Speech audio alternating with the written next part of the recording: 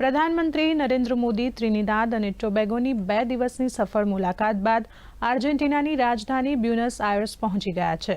પ્રધાનમંત્રી નરેન્દ્ર મોદીની 5 દેશોની મુલાકાતનો આ ત્રીજો તબક્કો છે।